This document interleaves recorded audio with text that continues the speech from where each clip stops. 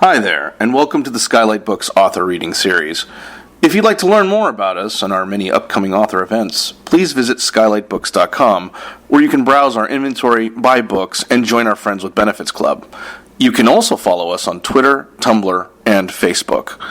To speak to a real live bookseller like me, please call 323-660-1175. Thanks for your support, and enjoy. Today, of course, we are delighted to have James Pogue with his debut book, Chosen Country, in conversation with David Byars. David Byars' first feature, No Man's Land, is a documentary about the Malheur National Wildlife Refuge occupation. It debuted at Tribeca, got very well reviewed, and it's a perfect pairing with James Pogue, who was an embedded reporter for the New York Times. He's also written for The New Yorker, for The New Republic, and for Vice. This is his first book. It has gotten incredibly well reviewed. It has been called intimate, troubling, novelistic, urgent, captivating, compelling, potent, unlikely, compulsively readable, incisively written, effective, revealing, courageous, and exceptional. Let's please give them a warm round of applause.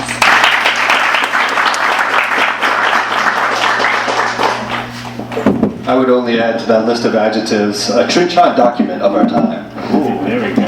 I don't even know where you found all those adjectives, honestly. I don't remember reading all those. Thank you guys for coming. Thanks, Skylight, for having me. David, we never met until today, but I've heard good things, so hopefully it doesn't disappoint.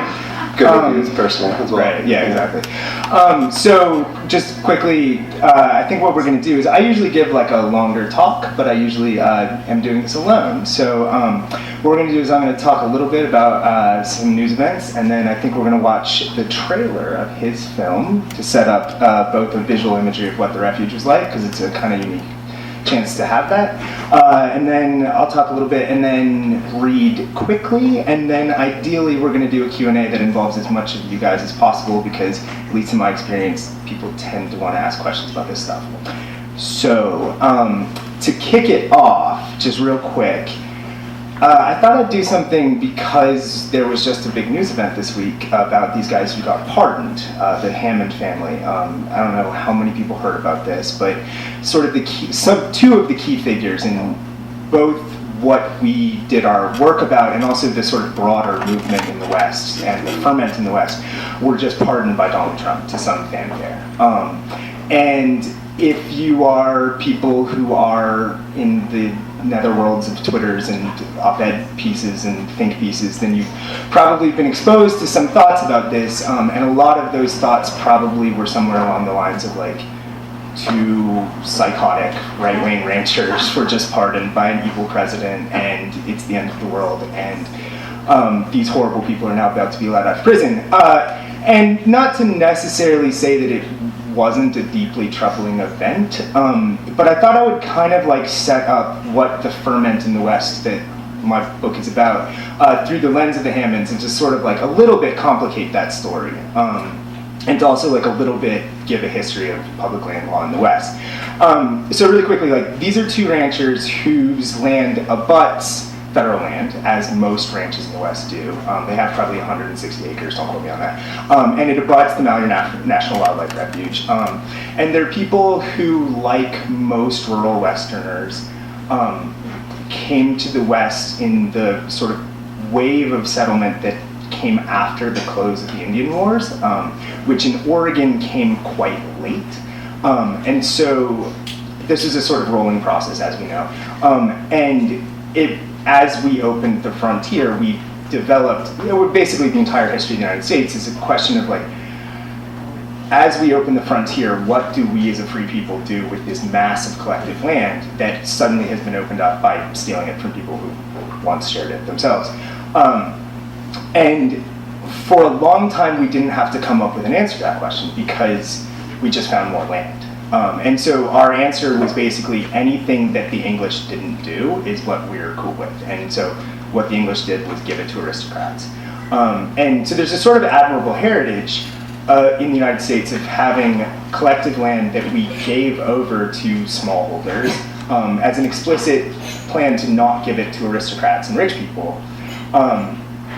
And that like kind of worked well until the era basically in like 1903 when the Ammons arrived in Southern Oregon, and the entire structure began to collapse within the space of like 25 years. And so basically, like, suddenly, because we had this vast body of land that any fool could go up and like log to their happy extent, or like ranch, to the degree that you could have thousands of cattle on acres that could really only support like maybe like 100 per like 100,000 acres or something. You'd have 10,000, and the land would just disappear. It would literally, the grass would be all eaten up, and towns like Escalante, Utah would just be inundated because the mountains would slide into them, and they would like basically shut down. And so it obviously wasn't a very good collective management system. The result in the late 1800s was to basically make these forest reserves that like were the first times that we took public land and reserved them explicitly for the public good. We'd never done that before. We'd always anticipated that it would be private forever, or it would be distributed privately. And this set off a sort of slow-moving rebellion that has gone on for the last like 100 years. And so in 1930, and so basically this stuff kept going on. In 1930, as the Dust Bowl set in, we created something called the Grazing Service, which eventually became the Bureau of Land Management, which manages 35% of U.S. land, and is probably the most hated thing or of these agencies. The forest reserves became the U.S. Forest Service. And so people like the Hammonds would have come in, and they would have been dealing with a new set of agencies that when they had set out to be settlers, they'd never experienced. They were allowed to do whatever the fuck they wanted, whatever they wanted, for a couple generations. And then by the 1970s, all of these communities that had basically been developed on the idea that they'd be able to log, ranch, and mine forever, were kind of beset by a series of laws passed by the Nixon administration that were kind of like, they were the great American environmental movement laws, and they were sort of this wonderful thing that happened within a very short period of time. But they made the basic underlying premise of most of the rural western communities that you might drive through when you're passing through the western deserts. They kind of ripped the premise totally out from under them. And so the biggest of these was something called FLTMA, which turned the BLM, it repealed the Homestead Act, and it turned the BLM into a conservation agency. Another of these was the National Environmental Policy Act, or NEPA, which made the federal government have to create an environmental impact statement for every decision that they made, down to the point where like they have to make environmental impact statements to allow you to run cattle on federal land. And so people like the Hammonds, whose basic livelihoods had been dependent on the federal land that they abutted being something that they could access and economically exploit, essentially, they saw their livelihood shrink in a very, very short period of time due to laws that lawmakers from their areas had nothing really to do with. And it caused a lot of economic devastation. And so, like, if you look at certain communities, like in rural Southern Oregon, they would have, for example, a county would have 90% of its tax receipts come from logging, and then suddenly something would happen where, during the spotted owl crisis in the 1990s, the federal lands logging industry in Southern Oregon shut down more or less overnight due to a federal injunction. And over that course of time, 16,000 people lost their jobs. The tax receipts for almost every county in that area basically disappeared. Public services disappeared because there were no more tax receipts. And people began to feel very anti-government. They hated the feds, they hated their own county governments. And they began to make, naturally, alliances with the kinds of people who also hate the government. And so they began to make alliances with, in some cases, neo-Nazis, in many cases with militia groups. In the case of the Hammonds and, as we'll see, the Bundy family, they began to make alliances amongst themselves and to sort of build a world in which they had a brewing rebellion that nobody really knew too much about.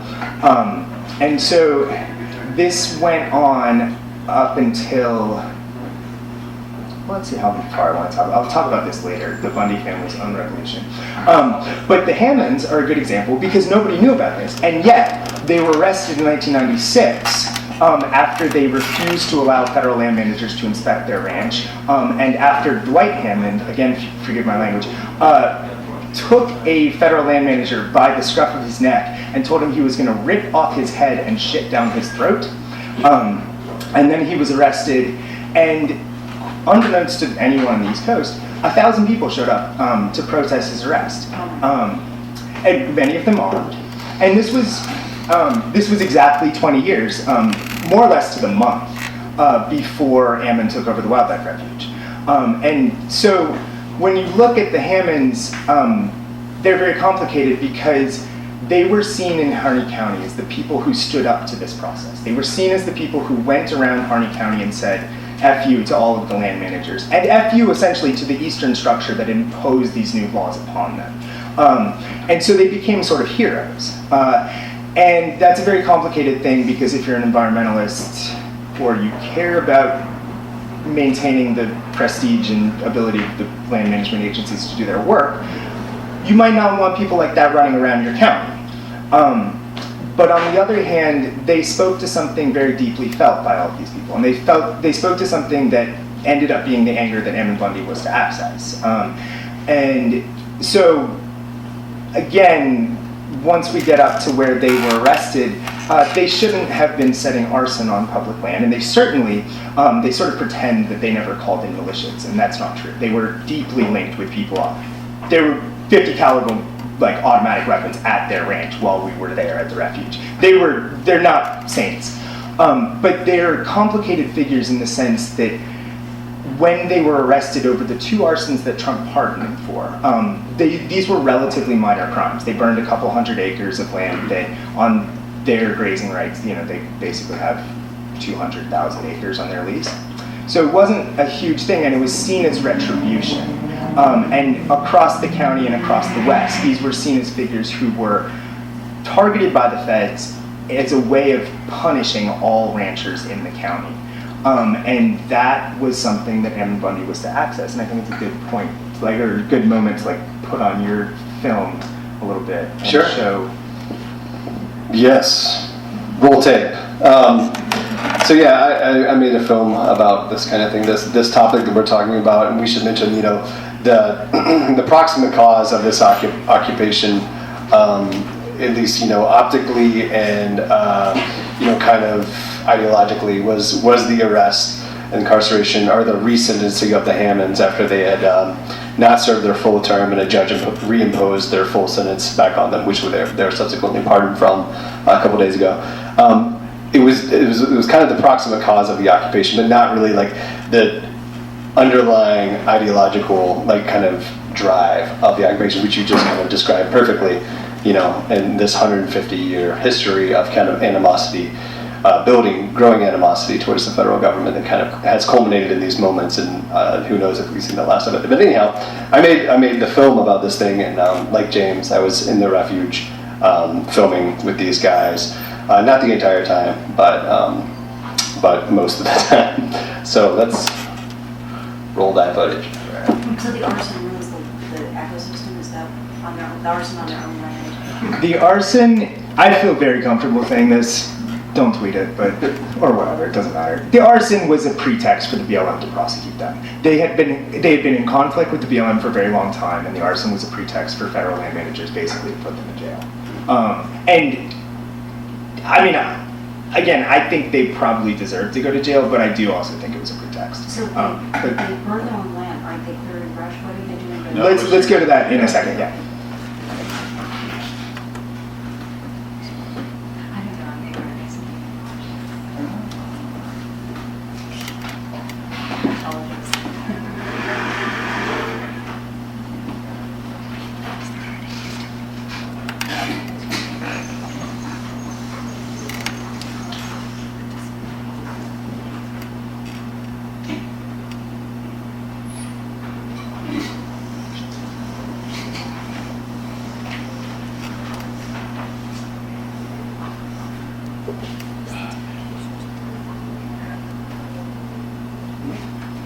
We're going to pause while we figure out the audio real quick.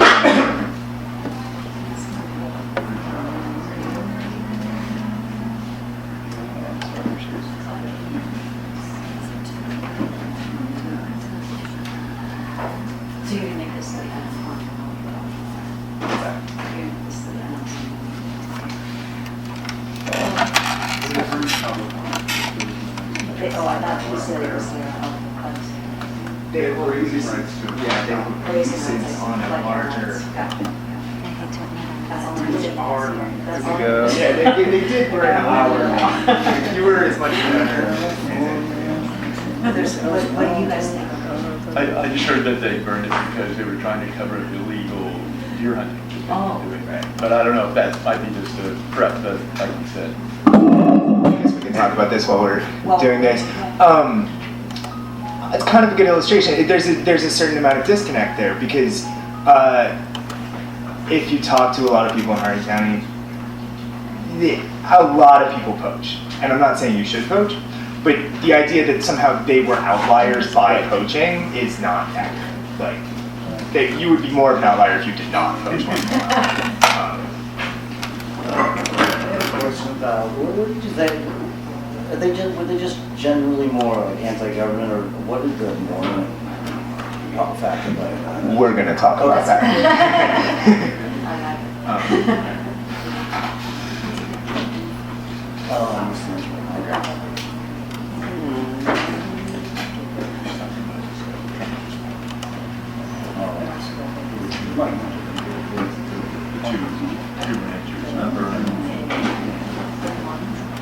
Yeah, there's an There is a Sorry, everybody. We're gonna have to wait a minute. Okay. That's okay. All right, let's just move on. Tell us your story. More stories? Well, actually, so why don't we just jump into actually talking about the Mormon stuff, and then I'll jump into reading. So the way I came to this was a sort of long version of this, is that I was living here in LA, and I didn't know anything about public lands. I grew up in the East, and so to me, public lands meant that you go to a park and you pay a guy at the gate and like you get to go in for a day or something. Like, I didn't understand what public lands meant. And I was working on a fire, or I was working on a piece about a fire that had burned in Northern California. And I went up there and I started hanging out in bars and started hanging out. And I was like, man, where am I going to sleep tonight? And they were like, oh, just sleep up in the forest. And I was like, well, I got to get a permit. And guys were like, you don't need no permit. And I was like, well, but then I'm gonna be illegal. And he was like, it's public land, man, don't you know what that means? And I was like, I literally didn't. And they're like, what that means, you can go up there and cut any wood you want, that belongs to you, which is not true. And they, like, and you know, you can go up there, you can hunt, shoot, whatever, fish. And I was like, what? So I started living up in this area for like a couple weeks, and I was just flabbergasted because nobody came and took a ticket from me, nobody asked me any questions, and I was like, holy, like, I was broke out of my mind, and like all of a sudden I could live on permanent vacation in like in California of all places, and I thought this was really beautiful, and I thought it was such a beautiful encapsulation of like what America can be, because it's like we as a nation hold in collective trust land that is basically socialized, but it's also the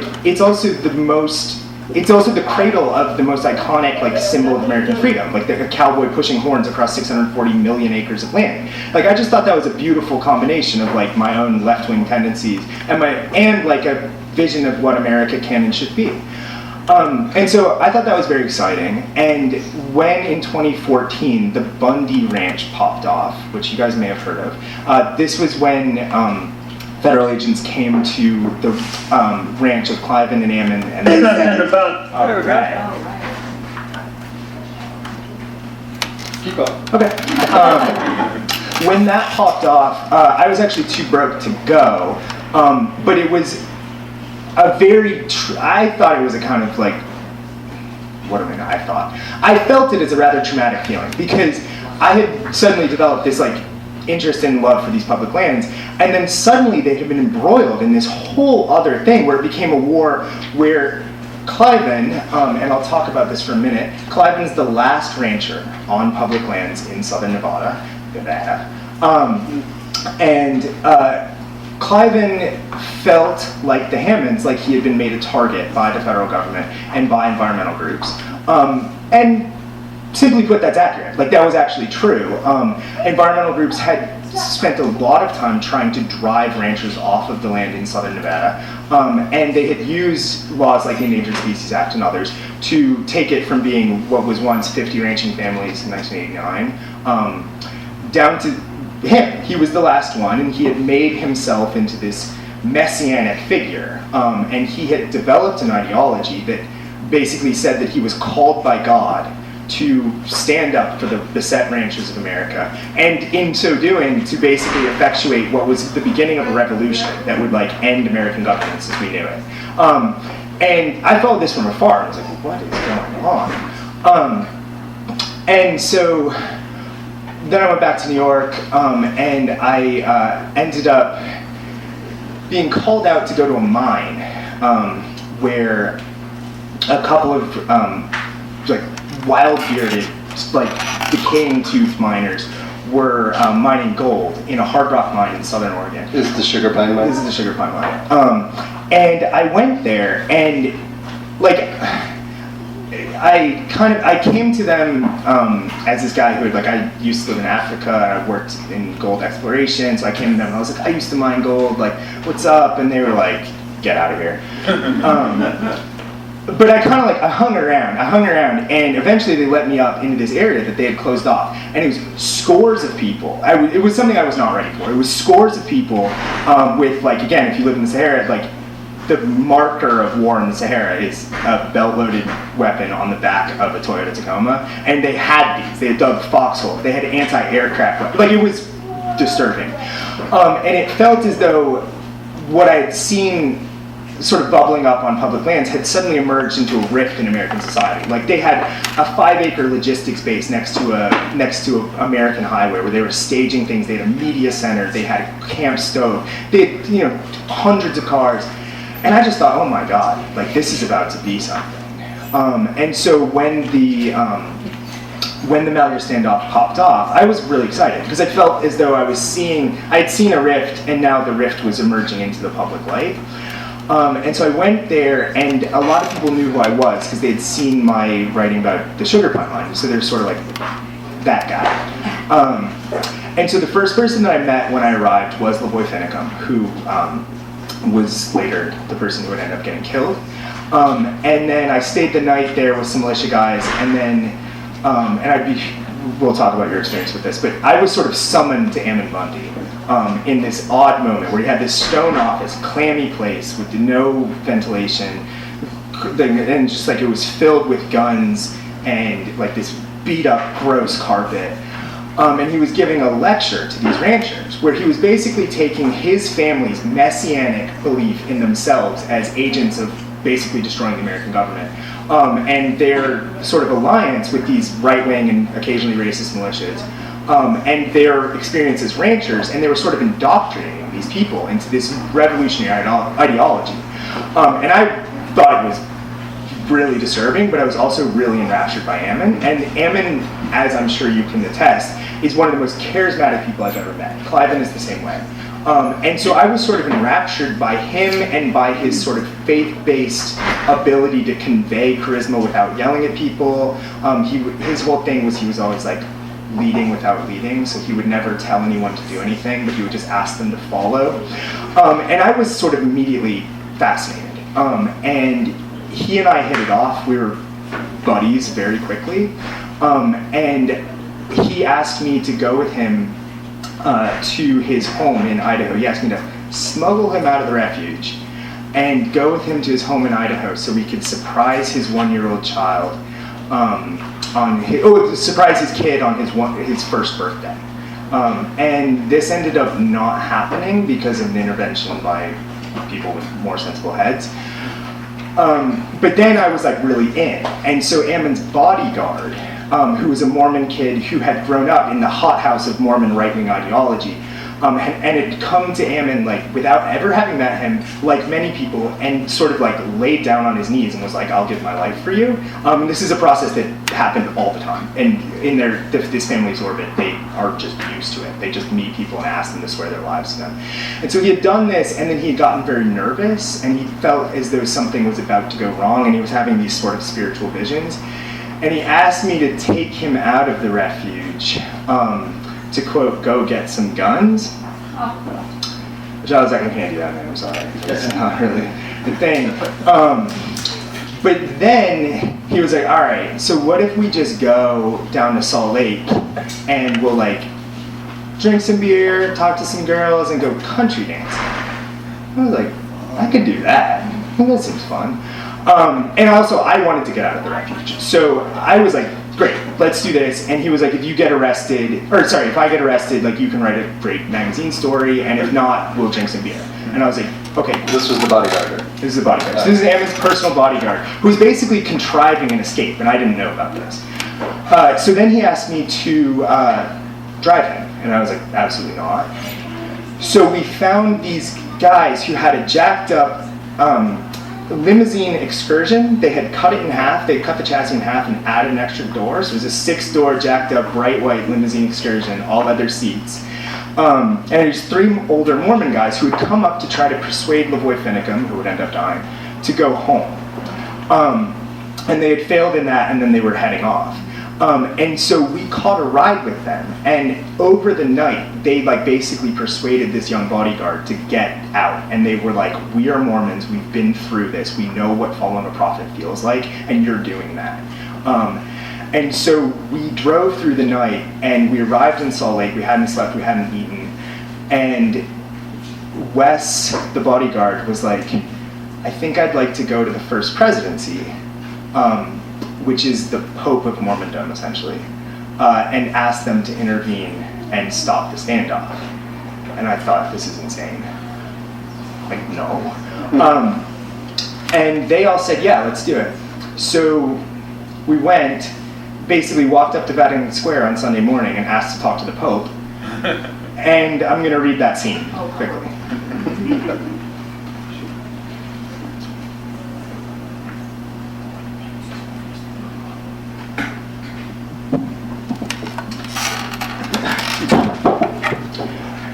Go for it. We parked the rig off the square, the light of morning coming up over the Wasatch Range and illuminating the huge white bulk of the temple itself. We decided that it would be Wes, John, and I who actually made the approach, but we all got out and walked to the square. Blonde girls in their Sunday best and stony security men in gray suits were moving purposefully around, getting ready for the church rush. It was cold and quiet. We huddled for a group prayer, and by coincidence we found ourselves next to a set of carved granite tablets quoting from Mormon scripture and outlining the principles of the faith. Oh man, Wes said, pointing to one, read this. We all gathered. The laws and constitution of the people, it began. It was a quote from Doctrine and Covenants, the second book revealed to Joseph Smith, should be maintained for the rights and protection of all flesh according to just and holy principles, that every man may act according to the moral agency given unto him, that every man may be accountable for his own sins in the day of judgment. Dude, how is that a coincidence, he asked, that we stand by that? It's not, Steve said. This is one of the guys we know. Wes denied this later, but it was hard not to think that some inner faith had been reactivated in him. He seemed filled with wonder and with a huge amount of trepidation at the spiritual and temporal power of this church, into whose hands he was giving himself over again. He led the prayer, and his voice cracked on the words, Dear Lord, tears running down his face by the end. Then Todd and Steve went back to the truck, and John, this is another guy we were with, approached the security guard. It had been John's great-great-great-grandfather, Parley Pratt, who was the first great apostle of the Mormon faith. And you wouldn't have needed to know this or to have shared the Mormon obsession with ancestors to see him channeling something as his posture straightened. We must have made a strange sight, 3 grimy men in cowboy boots looking around for a security man at dawn on a Sunday morning. John located one, an older guy with a flat-top haircut and a gray suit who looked very much like he was still living in the 1950s. In the way he carried himself and gave orders, it would come to seem like he wasn't a simple security guard either, but what kind of role in the Baroque hierarchy of the church he might have played was something that none of us could figure out. We came here from the Bundy standoff, John said simply. I can believe that, the security man said, examining us quickly. John looked impressive, tall and lean, and speaking slowly, firmly, and like what was happening was the most normal thing in the world. He told him about Wes and said we'd like to communicate with the First Presidency. The man had been manipulating his radio earpiece while this was happening, and we were quickly surrounded by more stern, thick men in gray suits. The head man said it was impossible, and strongly suggested that we get out of there. "Do you know the name Pratt?" John asked. The man nodded. "Well, my name is John Pratt," he said. I found it amazing how much of an effect this seemed to have on the security men. "I know this is something the church cares a great deal about," he said, "and you're going to get us someone to talk to." They were powerless. Wes was there, sitting there shivering, looking at his feet. "Do you have any weapons on you?" the man asked. Wes felt around. "I have this pocket knife I forgot about," he said, taking it out. "I'm really sorry." "I'm not worried about a pocket knife, son," the man said. A spoken word service and performance the Mormon Tabernacle Choir was about to start, and surreally, they asked if we wanted to sit in. We still hadn't eaten or slept, but Steve and Todd rejoined us and we went. The sermon was arranged as a teaching on the danger of charismatic leaders. Wes cried through a lot of it. "I was just thinking about how people could get killed. I was thinking about people I knew could get killed," he said. "And it's a charismatic leader. And they're talking about it here? I don't know, dude." The security men surrounded us again. "We have a meeting set up," he said, "but it's going to be a minute." We stood around. One of the guards, a younger guy with a buzz cut, seemed starstruck by all of us. "They're doing good work up there in Oregon," he said. John let him talk. "You know, we've got a lot of problems down here in Utah," he went on. They began to mention names of people in the PPN and the Oath Keepers, which are psycho militias, and asked if we knew them. "I really respect those guys," he said. He asked what Ammon was like. The man with the flat-top haircut began to use body language to advertise his displeasure. The younger guy shut up. "The church can't control this stuff," Steve told me later. "All they can do is control their image." I interjected and said that if I didn't have a cup of coffee, I might have a meltdown. And then suddenly caught myself thinking this maybe wouldn't be the best look to be putting on in front of a Mormon security man. Or just, I can live without it, I said. He winked at me. "Get yourself some coffee, son." We loaded up the rig and drove to a Denny's. We were openly tailed, and it seemed like someone from the church must have called the FBI. I found it horribly stressful, watching the hatchback Nissan tailing us through the city, watching the guy who sat down next to us in the booth as he talked on his phone for an hour and took only 2 bites of its stack of chocolate chip pancakes. Steve had gone into full-on paranoiac mode and was busily picking arguments with random people he thought were FBI agents. "Keep looking," he yelled to a table where a young stoner hippie-looking couple was sitting waiting for eggs. The guy said. "Right here," Steve said. "You don't have to hide it." "Dude, I don't know you," the stoner guy said. Steve said. "Yeah, you don't." The confusing thing was that we were definitely being watched, but we weren't sure by whom, and somehow in our fatigue and pretty fair worry that Wes, or hell, all of us, might be about to get taken down, we'd lost sense of what was a normal level of concern and what was adrenaline-fueled paranoia. Soon we got a text from the church saying that our meeting was set, and we loaded up the rig, the little white Nissan dutifully trailing behind. It would have been funny to see if anyone could have known what was going on. A giant limousine truck trundling around downtown Salt Lake, half-heartedly trying to shake a tail, even though we couldn't have picked a more conspicuous vehicle if we tried, while the tiny hatchback followed behind, the driver not bothering at all to try to conceal that he was tailing us. We headed back to the church, where we were rushed up to the second floor of the Joseph Smith Memorial Building. Steve stayed with the truck, driving around Salt Lake and pausing occasionally to send disturbing pictures of white vans assembled outside. Inside it was quiet and ornate in a vaguely Trump Tower sort of way, full of polished brass, rich woods, thick carpets, and lush wallpaper. We'd all agreed that quotes from the meeting and the names of the participants, though not the gist of what we talked about and the circumstances surrounding it, would be off the record. Part of this was because the men from the church seemed very concerned that Wes might be in danger from patriot groups if word of it got out. They were obviously even more concerned that the church be kept as far away from the whole thing as possible, and they came off as unbearably slimy, working hard to seem interested without actually implicating the church at all. Wes seemed totally despondent, exhausted and humiliated at having put himself in the power of men like them. John and Todd were unrelenting and basically made it clear that they wouldn't leave until the church agreed to take some sort of concrete action to reach out to Ammon directly.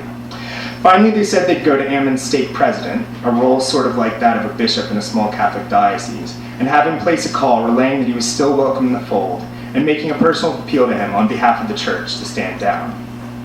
Steve was still texting me as he drove around waiting for us to finish.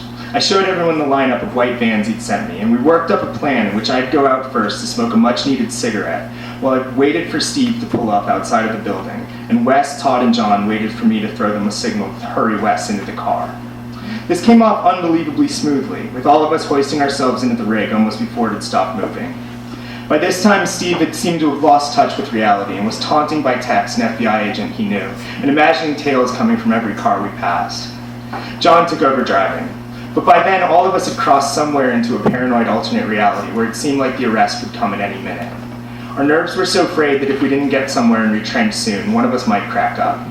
John and Todd conferred for a while, and eventually we decided to head down to their home in Kanosh, where their wives could feed us and we could get a motel room anonymously and sleep some before Wes and I had to go back up to the refuge to get his Jeep and his guns, because he was done with what was happening up there.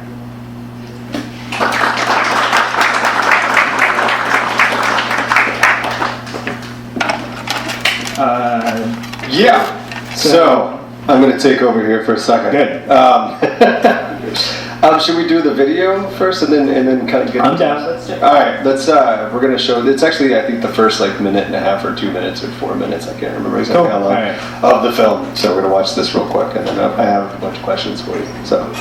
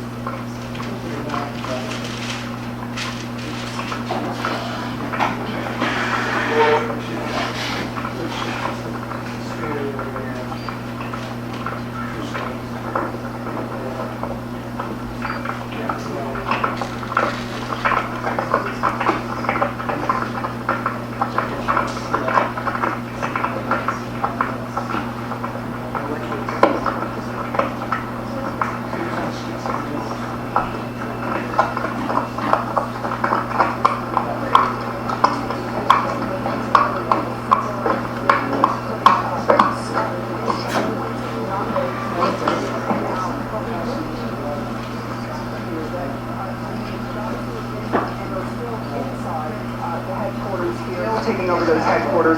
They have put that there in place to try at least 8 people. One person has been out here for many weeks. There are also other folks who are still here, and they are not leaving. Let me show you something about that. They have been out here on the Malheur Wildlife Refuge which is just over there, the headquarters, taking over those buildings there. And the man was unarmed. Not leaving. This is his pistol. Is showing off his pistol. That he was totally unarmed when he was killed. At this point, we still haven't heard from police exactly how this turned violent, but we do know that they have blocked off some of the area, and we do not have word as to what they're going to do, but there is going to be a press conference a little bit later on today. Now, they murdered the innocent man with his hands up like this. Shot him in the chest 3 times. I know he was unarmed because I'm wearing his fucking pistol. Gunshot, got it. Somebody see him somewhere.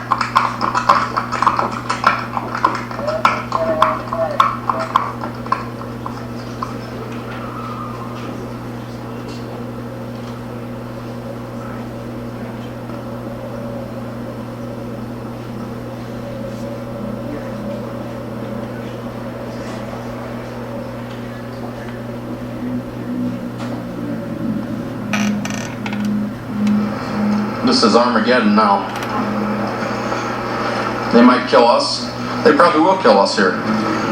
But we're just a few. There's many more.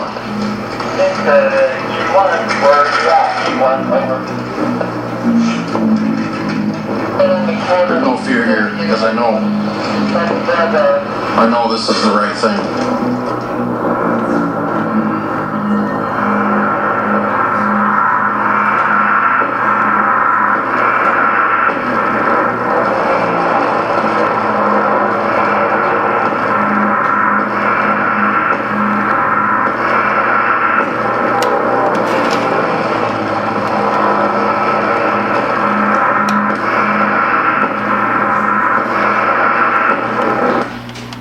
So anyhow, No Man's Land available on iTunes and Amazon Prime. That's what it felt like all the time. Yeah. So that's kind of a little bit of visual representation of, what it was like there, what it was like the kind of the paranoia and almost like the necessary paranoia of being involved in kind of this armed occupation, because it did, and I want to get your take on this, like it did feel like 3/4 they were very much in earnest about what they were doing, but 3/4 it was almost like performance art. And I say 3/4 of both because both of those things were true very much so all the time. Like it was almost like a form of LARPing. I think one of the most interesting things that anybody said to me in all of this is that it brought the politics of it and the religion of it like right together. Where he was the guy John Pratt, who's like simple rancher kind of guy who lives down in southern Utah and probably has pretty right-wing views, but he's very private about them, and he had just come up to try and persuade people to go home. And his thing was like, I grew up Mormon, and I grew up seeing pageants, and this is a pageant. And he was like, what's really scary about it is like when pageantry becomes real life, like people forget actually what's happening. And so he was very disturbed because he was like, so much of my experience in writing the book and like why I wanted to write the book was like this experience of like being able to find people I did connect with, and also like being able to find people who I thought, like such as Ammon Bundy, who I was really interested in as a figure, and I thought that it was important that we connected. And I later learned that he was acting out something that was happening, that he did not care about what I thought or anybody else thought, and that he was not going to be reached. And that felt really scary at this moment in this country, and it felt really disillusioning. And it felt like working through those issues was a lot of like why I wanted to write this, I guess. Yeah, it was interesting to see this kind of like really super zeitgeisty thing to like come to this place in the middle of nowhere in Oregon and just manifest this worldview. And like have these roles as like the protector, and like the women were very much so playing this role as well in the kitchen, being like, we're just here to back up our men, right? We're here to cook and clean and stuff like that. And it was very much like play acting at like the pageantry. And I think, like the other thing is, of course, like the degree to which like the media and Ammon were able to feed off of each other was so disturbing, because like. There's no reason for Ammon to be there if the media is not there, and there's no reason for the media to be there if Ammon's not there. And so like you were looking at this like sick, twisted version of like what our society's become, where like everyone is just making noise, and then it becomes this like harpy-like cycle where like then everybody who knows nothing about it, again, this is why I wanted to write about this, people who know nothing about this suddenly have these deeply felt opinions where like, and I know you've experienced this, people come up and they start just sobbing at you, like, how can you humanize these monsters who took over our public lands? And it's like, I kind of agree with you, but like, you're out on a limb too here. Like, if that's how you're processing this, if you can't see the humanity in these people, but that's kind of where it ended up. And it was really, that's why I felt like it had to be done in book length. Like, Whose unreachability was disturbing to you? The president or Ammon? Or were you just... Well, I would say that in my mind, Ammon sort of became a smarter and more interesting stand-in for the president, and like a sort of smarter and more interesting stand-in for like all that exists in American life, where you have these psychopathic ideologues who have taken over our country. And how did that unreachability, how did you draw that? How did I draw it? No. What was disturbing to you about the unreachability? What did that signify? On a certain level, I took it as an ego hit. Yeah, I'm sure you did. But there's also like when this person has absolute power and is not listening to anyone, which he very much so did in that situation of dozens of guys with lots of guns. That's a frightening situation, and especially when this guy feels that he's being called by God, and so therefore everything he does has that like divine stamp of approol on it. So that he really does believe that he's not just using no, I like prayed with him. So let me just make a point about that really quick, because one of the most interesting things about Ammon is that, similar to so many people on our sort of oligarchical right who fan the flames of like just such intense anger and like fund these media outlets that like make people like blind with rage, Ammon would say, you know, the federal government has been ruining ranchers' lives for generations, and he would say, you know, like that there's nothing we can do except just totally get rid of the BLM, and he would say, like, you know, these agencies are unfixable and our government is unfixable. And then when people, evil, like he would say all this stuff, and then when people acted in his name in violent and crazy ways, he'd say, "I didn't tell him to do that." Yeah. And it was such a perfect synecdoche for like what the Koch brothers and the Bob Mercers of the world also do. Yeah, it's not an aberration of his ideology that this ended in violence or became violent. It's the natural conclusion. Not only Lavoie's demise, but also, you know, the couple who went to Las Vegas and started killing policemen after being inspired at Ammon Bundy's original standoff in Bunkerville.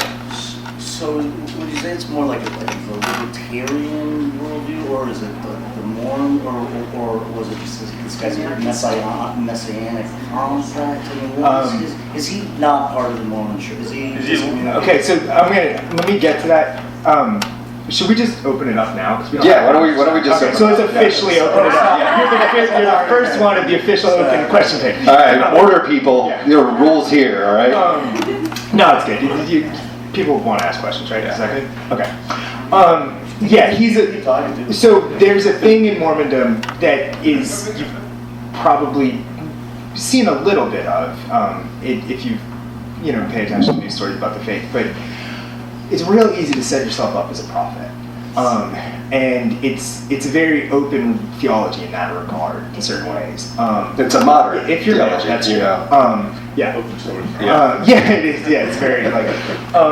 And so Ammon was a very complicated figure because Ammon would declaim any responsibility for anything that happened around him, and he would declaim any leadership of anything that happened around him, which is different than his father. His father will receive a prophecy and tell you about it, and so it's probably worth digressing too. During the Bundy Ranch standoff, Clive Bundy had a vision that his followers were going to go to the gates of Lake Mead, and they were going to seize the guns of the park rangers who manned the gates at Lake Mead, and they were going to bring the guns to his feet, and that would be the beginning of the revolution. And so after Cliven, so what happened in 2014 is Ammon led, Cliven sat at home. Ammon led 320 or so people, many of them armed, towards a wash where BLM agents were tacked out and full on, like gear, looks like you're invading Fallujah. And they approached them and forced them to stand down and basically disarmed them and won a naked confrontation with armed federal agents, like just pure Old West stuff. After Cliven had already won that victory, he then sent them to the gates of Lake Mead, and then they were kind of like, "Oh, we're not going to do this." And so he got up with the sheriff of Clark County, Nevada, millions of people living, this law enforcement officer, and he said, "I told you people a prophecy, and you did not fulfill it, and I'm not happy." And he started railing against them. He truly believes he's a Messiah. Ammon's smarter than that. So Ammon was more like reserved. He's 43. He's the third oldest. There's 7 boys and 7 girls in the family. The father of that father had issues like this. What's that? This family's been... Yeah, it's been going on for a while. It's been going on for a while. How did that get killed? What's that? How did that get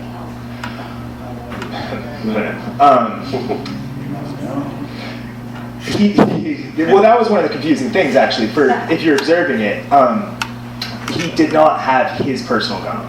He had, assuming that it wasn't planted, which I do assume, he had a 9mm given to him by his son-in-law in this pocket, and he got out of the truck after having run away from a federal stop, and he ran towards a roadblock that he almost ran into, and he missed an FBI agent by a couple inches and crashed into a snow ditch. And during this whole time he was screaming, "Put the bullet in me, you're gonna have to kill me," all of this stuff. And unfortunately at that moment, with his hands up, an FBI agent discharged 3 rounds, 2 of which hit the truck. And it's not clear why those were fired. But as he got out of the truck with his hands sort of up, he was under the impression that he was about to be killed. And so he sort of stormed around in the snow screaming somebody to shoot him. and then someone emerged from the woods over here, and he reached for his gun in this pocket, and then he was shot 3 times in the back. If only someone had a visual representation of that somehow. There's a lot of videos of it. Yeah, there's a ton of video of it. We covered it in No Man's Land as well at the end. Spoiler alert, But yeah, it's been This is one of the most scrutinized videos of all time, with tons of good theories about why he moved his hands the way he did. People are watching this thing frame by frame. But yeah, essentially, what happened is this, and to further complicate things, the FBI agent who fired the 3 shots tried to cover it up and lied about it. Yeah, and so that's just throwing jet fuel on the fire. Yeah, so if you imagine a group of people who already believe that the federal government is a malefactor and the federal government can get away with anything, all of a sudden you have an FBI agent discharging shots against someone who had his hands up and then lying about it. It's horrible. It's just such an unfortunate circumstance. And the federal government did this. I mean, this is probably the worst thing, but every aspect of the federal government's behavior in all of these cases has been more or less along those lines. It's been just absolutely disgraceful. What could have they done better? It was on. What has the FBI done better? It seemed like it's one of those situations where they were goading them to do, There was. I will say there was, that kind of aspect to where they were saying, we don't want any Wacos, we don't want a Ruby Ridge and stuff like this. Yet they were going to take over federal buildings, having themselves a grand old standoff, heavily armed. And I think, to their credit, the federal government did not want to have a bloodbath, because that's just bad for optics, but so they did. The standoff itself went on for 41 days. Weren't they going to try to starve them out, basically? Is that what they were? I don't think there was a plan. I don't think there was a plan either. So let me answer, and then we'll go to these. I'll answer this quickly, I think. With regard to the shooting, they did as well as they could have. The one guy, the FBI agent is an outlier. The Oregon State Police actually think behaved quite well, and they behaved quite well throughout the entire standoff. Yeah. The FBI is a different story. The FBI acted in all cases as an agency that felt like you'd get away with anything. I would have just banned the media. Yeah, banned the media, cut off the power, because they would have gotten bored and cold and gone. But they wanted to win a huge public trial. They wanted to get the Bundys out of there, so they withheld evidence. They put up snipers around the family home. They did all this stuff that was blatantly illegal, and that caused the trials to fall apart, which is why the Bundys are now free. I just wanted. So I think part of the problem with what people don't understand, the liberal perspective, is that the disparity between the way they reacted to the Bundys and the way that they reacted to just an average Black person in the street. Or say Standing Rock, which was going on while they're being liquidated. Right. Yeah, it's a really good comparison. And why do you think that isn't also So, that's a good question. And it's something I think a lot about. I think there's a certain level in which you just have to ascribe a certain level of it to just white people are treated differently. And I think that's just true. So let's just say that top level, that is true. That's our baseline. Yeah. That said, there's complicating factors to that. One of the reasons, and people may not like it, but we're entering a phase in American life, like 1968, like 1859, where armed politics are sort of on the table. And these are people who have learned that faster than the left. I'm not saying the left should learn that and go out and buy a bunch of guns, but these are people. Why were they treated different? Their first answer would be because we had guns. Yeah. That we were treated like we had guns because we brought guns to the table, and so we're safe. You weren't. What's the problem? And that's what they would say about Stanley. And that's an argument they made at trial. They said, we are not armed takeover guys. We are protesters who incidentally happen to be armed, as is our legal right. And that's what the jury bought. So, I'm not, again, I don't fully buy that, and it's certainly not something I hope that people repeat, but that is the complicating factor. And the complicating factor of Ruby Ridge, of Waco, where people were killed for no reason. Sure, but my counter examples would be, you got Black Panthers, you got White Underground, all these other organizations that are left-wing, that when they did have guns, were not treated. Right, and I agree with that. And so the great parallel, really, that both the Black Panthers and Ammon would reject vehemently, is the Black Panthers walking into the State House in Sacramento. the Bundys are learning from that. At the same time, a lot of that worked for a while. What didn't work was being an armed social organization in communities, because that's when the government was like, no. So if you really want to look at the disparity, it's the fact that these militias have been allowed to prosper in a way that the FBI would never have let people of color be armed and organized in communities in this country. That's the scary thing, because like that's what's always been repressed, and that's the true hypocrisy and like evil of double standard, I think. Bunch of easy questions, softballs, guys. Yeah. I'm just gonna check the time too. Let's do 5 minutes more worth of questions. Go.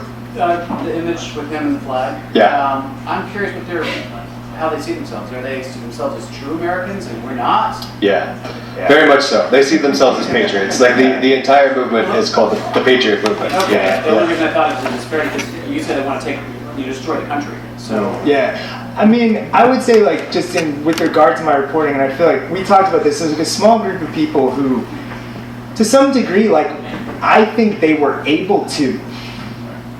I don't want to implicate you in this. I feel as though some of what was complicated for me emotionally, and also like what maybe led me to be in somewhat compromised situations sometimes, was like I sort of flattered myself like, oh, most environmentalists, most liberals, like they're not like tough, cool like me. Like I'm going in here, the Bundys like me, they get that we connect and all this stuff. And in truth, like they didn't really think that. Like they were just playing me.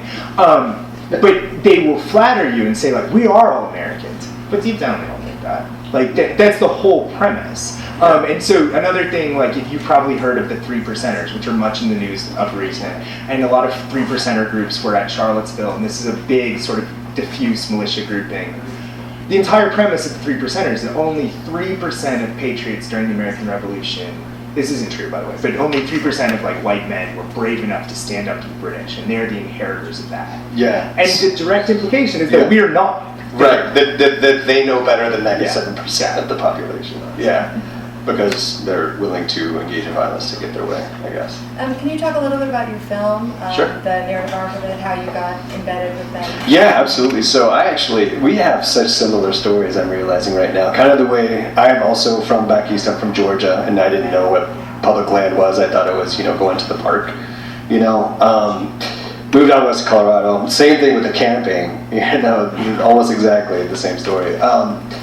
But I was making documentaries in Colorado, and I saw the Bunkerville thing go down, which is a big deal in the West, and it just fascinated me. And a week later, the Bundys were on the road show to kind of continue this whole victory that they had at Bunkerville and go to a place called Recapture Canyon in southern Utah, which was only like 4 hours away from where I was living at the time, which is like no distance at all when you're living in the West. You're used to getting in your car and driving for like hours and hours, like you did. So I went down there with a friend who I just kind of co-opted into coming into this. He was a sound guy and I'm a camera guy, and we filmed the thing. We made a short film about it. And it felt so much bigger than this little thing. It was literally like a quarter of a mile of dirt that the federal government had shut to motorized traffic. Now you can still walk on it, bike on it, drive a freaking herd of cattle down it if you wanted to, but you just couldn't take anything with wheels and a motor down it. And they were furious, and hundreds of people showed up on ATVs to like drive through this thing, and like ruined like this riparian area, and also these ancient Puebloan artifacts and archaeological sites, and like just priceless things. And so basically, I was like, what would like drive these people to be so callous? And like, San Juan County you should write a book about San Juan County. Well, so San Juan County might be of interest because if you guys followed the Byars controversy, where Obama established a huge and controversial national monument, and then Trump just shrunk it. San Juan County is where that monument is. So it's sort of the epicenter of this craziness. Yeah, and it goes way back. I mean, that's where the Monkey Wrench Gang by Edward Abbey was based out of. The sheriff is based on the sheriff of San Juan County.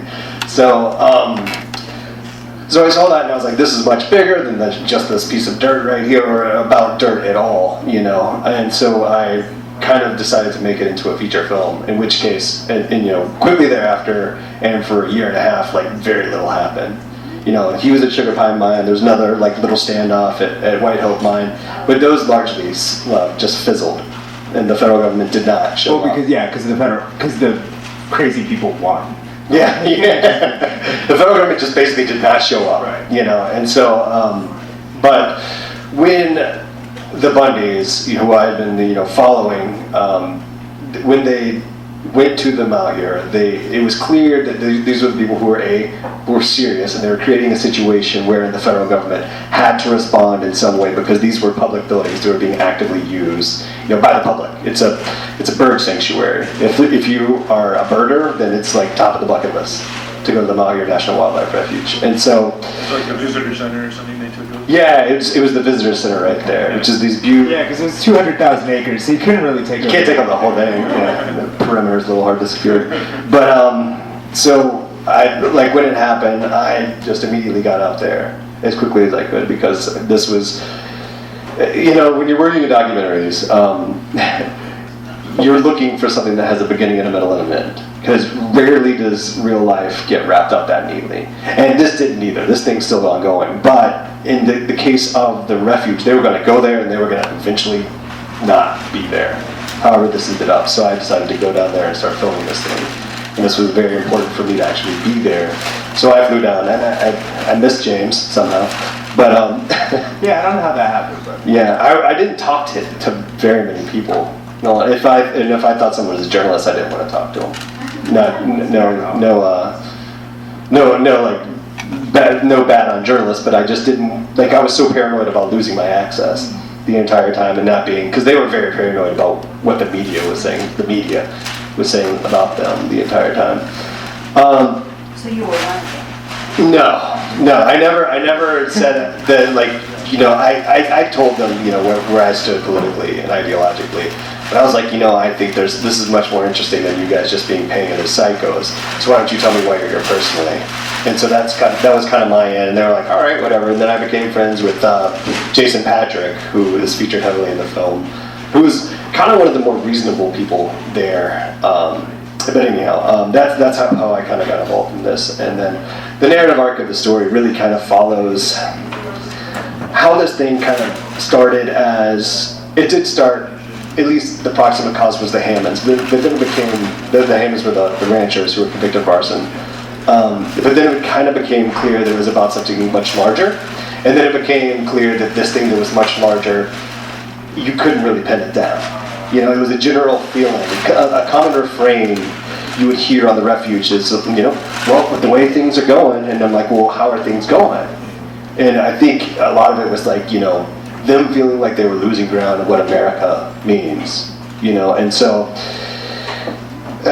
for me, and that it was also this is during post-production is when Trump was gaining popularity, got the Republican nomination, so it was just this felt like a very zeitgeisty microcosm, to use all my big words up in one sentence. Right. But all right, let's do one more question and then we'll wrap this up because we'll be exactly now. He hasn't asked one yet. Yeah. I was just interested, and I know you guys are super familiar with each other, so you can't pass them if you want, but I'm interested, do you know how much your timeline's over? Are you covering different acts of the story, or were you there for the same stuff mostly? Or? I left January 21st, which is 3 days before LaVoy was killed. Yeah, and I actually had left too, and I wanted to ask you about this, but we're not going to get to it. But I had left, but then come back. Yeah. And then I think I left around the 21st, and I got back the day before LaVoy was killed, and so I was there for all of that. And then I stayed through February 14th, I think, was when the last of the occupiers surrendered. Yeah. And that was a weird time to be around. But that was very dark. Yeah. Okay, one more quick. I got it. All right. So what is the shape of the West? What's to prevent the West becoming this South of Reconstruction? What the heck is the West going to do? Okay, so I'll try and do this without giving my theory of the Southernization of American whites. Dude, short answer is I think that horse is way out of the barn. That's already happened. The shape of the West in the near future, and I think it's the shape that's going to govern American life in general, which is I think why we're interested in this. It's broadly speaking, the West is a nice microcosm of American division, where you have sweet little mountain towns filled with friggin' backpackers with their tiny little gear that they buy in Patagonia, and these guys who cannot be stopped from driving their friggin' ATVs with the AK across their AR across their laps, down a freaking closed canyon. Like, that's not going away. And we're going to live in a society where those divisions essentially govern us for the next foreseeable future. And I wish I had a better answer for that, but to be honest, like, that was kind of why I wrote the book, because I wanted to figure out, like, to at least sort through in my head, like, what it's going to be like to live in that society. And if anybody has an answer, by all means. Yeah, we're all ears. Seriously, that's the question. I think that's the question of the polarized United States. Yeah. You know. So. So with that note of hope, if anybody wants to buy a book, I guess you should do that. I would love it if you did.